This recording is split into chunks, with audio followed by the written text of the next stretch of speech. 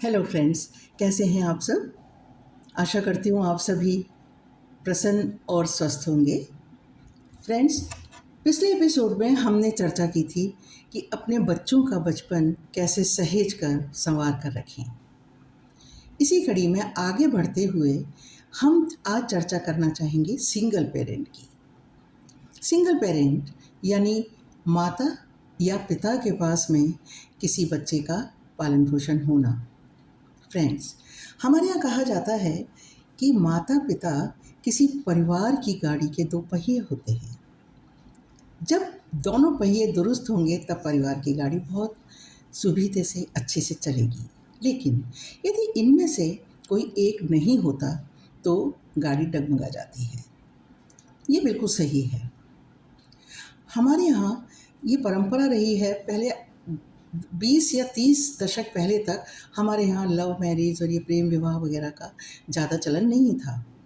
तब settle marriage हुआ करती थी। हालांकि ऐसा नहीं था कि वो बहुत ही सक्सेसफुल रहती थी, फिर भी एक माता पिता की जिम्मेदारी रहती थी कि उन्होंने चयन किया है बेटी के लिए या बेटे के लिए, तो उसको जिम्मेदारी मानते थे। लेकिन जब से आधुनिकीकरण हुआ है, लड़कियां बाहर निकलने लगी हैं, पढ़ने लगी हैं, जॉब करने लगी हैं, हॉस्टल में रहकर पढ़ने लगी हैं, तब से उनके ख़यालात में थोड़ा-सा बदलाव आया है।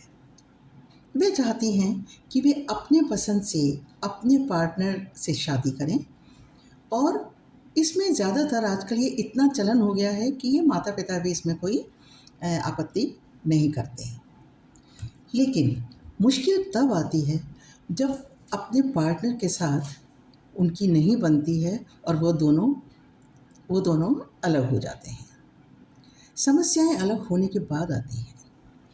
एक तो माँ या पिता जो भी हों, जो सिंगल पेरेंट हैं, जो अलग हो चुके हैं, जो डिवोर्स हो चुका है जिनमें, वो मानसिक यातनाओं से काफ़ी दिन तक जूझते हैं।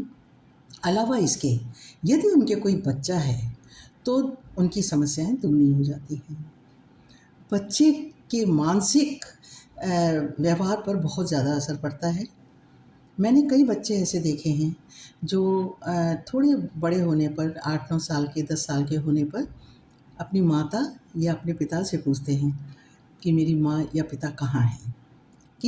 ये बहुत ही कॉमन चीज़ है ये, कि जब वो बच्चे पार्क पे खेलने जाते हैं, स्कूल जाते हैं और जब दूसरे बच्चे उनसे माता पिता के बारे में बात करते हैं तो वो इस पशोपेश में पड़ जाते हैं कि हमारी माता या हमारे पिता कहाँ हैं, और इस प्रश्न का उत्तर वो घर आकर अपनी माता या पिता से पूछते हैं।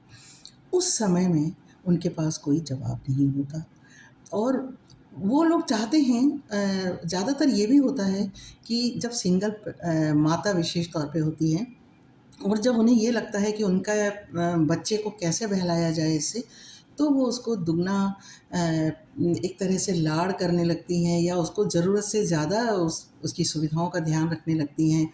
उसको हर चीज़ देना चाहती हैं ताकि बच्चा कोई पिता की कमी को या माँ की कमी को महसूस ना करे।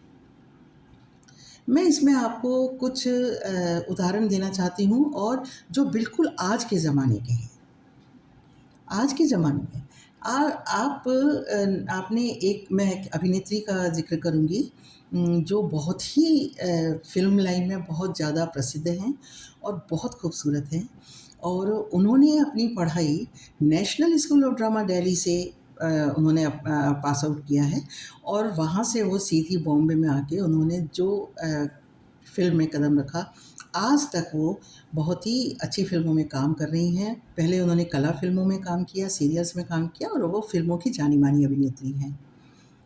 उन्होंने बहुत छोटी उम्र में उन्होंने अभिनय क्षेत्र को अपना लिया था, बॉम्बे आ गई थीं और तभी उनकी मुलाकात एक विदेशी क्रिकेटर से हुई जिसका नाम विवियन रिचर्ड्स था। वो उस समय के बहुत प्रसिद्ध क्रिकेटर थे। वो बॉम्बे आए थे, उनका प्रेम हुआ और फिर वो चले गए यहाँ से, वेस्ट इंडीज़ के थे वो। लेकिन इनके फिर एक बेटी पैदा हुई जिसका नाम मूसावा है, मूसावा गुप्ता। ये हैं नीना गुप्ता। आपने अभी भी देखा होगा, बधाई हो जैसी फ़िल्मों में बहुत ही अच्छी अभिनेत्री वो रही हैं। उन्होंने अभी अपनी एक आत्मकथा लिखी है, बहुत अच्छी है। उन्होंने लिखा है सच कहूँ तो, ये उस किताब का नाम है। उसमें उन्होंने ये सारी चर्चा की है और बिल्कुल सही लिखा है उन्होंने कि उन्होंने छोटी उम्र में बिना शादी किए अनब्याही माँ बनकर क्या-क्या कष्ट भोगे मानसिक, लेकिन वो बहुत ही जुझारू और बहुत परिपक्व महिला रहीं शुरू से। और सबसे बड़ी बात ये है कि उन पर उसके बाद कोई ऐसा कोई प्रकरण भी नहीं आया जिससे वो बदनाम होती। तो उस समय जब उन्होंने इनसे विवाह किया था और वो चले गए थे यहाँ से वेस्ट इंडीज़, विवियन रिचर्ड्स, तब उनसे कई लोगों ने ये कहा कि आप दूसरा विवाह कर लीजिए या बच्ची को कैसे पालेंगी। और दूसरी सबसे बड़ी समस्या ये थी कि उस बच्ची की शक्ल सूरत बिल्कुल अपने पिता पर गई थी, जो कि वेस्ट इंडीज़ के थे, और वो बहुत ही वो ब्लैक थी और ये एकदम कलर फेयर, तो वो देखने में ही पता पड़ता था कि वो किसी विदेशी पिता की बेटी हैं। खैर उन्होंने अपनी पूरा ज़िंदगी गुजारी इस तरह, लेकिन 2007 या 8 में उन्होंने विवेक मेहरा नाम के एक व्यक्ति से शादी कर ली।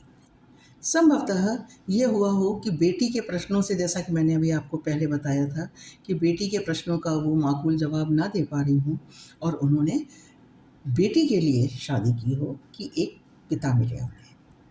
खैर उनकी लाइफ अच्छी बीती और अभी भी वो फ़िलहाल अभी पिछले दिनों उनकी बेटी मुसावा की शादी हुई है। वो एक प्रसिद्ध फैशन डिज़ाइनर है और उस शादी में शरीक होने के लिए विवियन रिचर्ड्स भी आए थे और बहुत ही अच्छे माहौल में शादी हुई। पिता के उन्होंने सारे रस्में निभाईं, लेकिन उसके बाद वो चले गए अपनी फैमिली के बाद। लेकिन क्या रस्में निभा लेने से या अपने को पिता मान लेने से या पिता का नाम दे देने से भर काम चल जाता है? ऐसा नहीं होता। तो फ्रेंड्स, इसमें केवल एक बात ये है कि विवाह आप अपनी मर्ज़ी से करें, बिल्कुल करना चाहिए, लेकिन पार्टनर बहुत सोच समझ के देखना चाहिए। आज हम अमूमन देख रहे हैं, टीवी सीरियल्स में भी देखते हैं कि कितनी अभिनेत्रियों ने आत्महत्या कर ली या कितनी को मार दिया गया इन्हीं रिश्तों के चलते।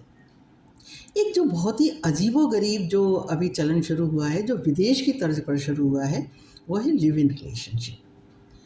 वो सबसे ख़तरनाक होती है क्योंकि उसमें ना आपके पास में कोई प्रूफ़ है शादी का, ना कोई ऐसे संबंधों की वो है कि हाँ, हम मतलब एक रहता है कि हम शादी कर रहे हैं, अब हम हमेशा साथ रहेंगे, ऐसी प्रतिबद्धता भी नहीं है। और जब छोड़ देते हैं या छूट जाते हैं, तो बहुत ही कष्टप्रद होता है वो रिलेशन। तो फ्रेंड्स, इसमें लड़कियों को ज़्यादा ज़िम्मेदारी से सोचने की ज़रूरत है, विचारने की ज़रूरत है कि हम जिससे विवाह कर रहे हैं, क्या वो हमारे साथ हमेशा हमारा साथ देगा ज़िंदगी भर पति की तरह? क्या हमारा व्यवहार या स्वभाव उससे मिलता है? और यदि ऐसा नहीं है, तो फिर बच्चों की क्या ज़रूरत है? यदि आप नहीं पढ़ रही है और ये तो बच्चे, कई लोग बच्चों गर्भ भी गिरवा देते हैं, ये भी गलत बात है। फ्रेंड्स, इस बात को तो हम यहीं समाप्त करना चाहते हैं, लेकिन इसी क्रम में मैं आगे आपको एक इतनी अजीबो-गरीब, जो आपने कभी नहीं सुनी होगी, ऐसी आपको एक सच्ची घटना बताऊँगी इसी संदर्भ में, एकल या सिंगल पेरेंट के बारे में। तो वेट कीजिए और हम आगे ऐसी ही बातों पे चर्चा करते रहेंगे। Thank you very much.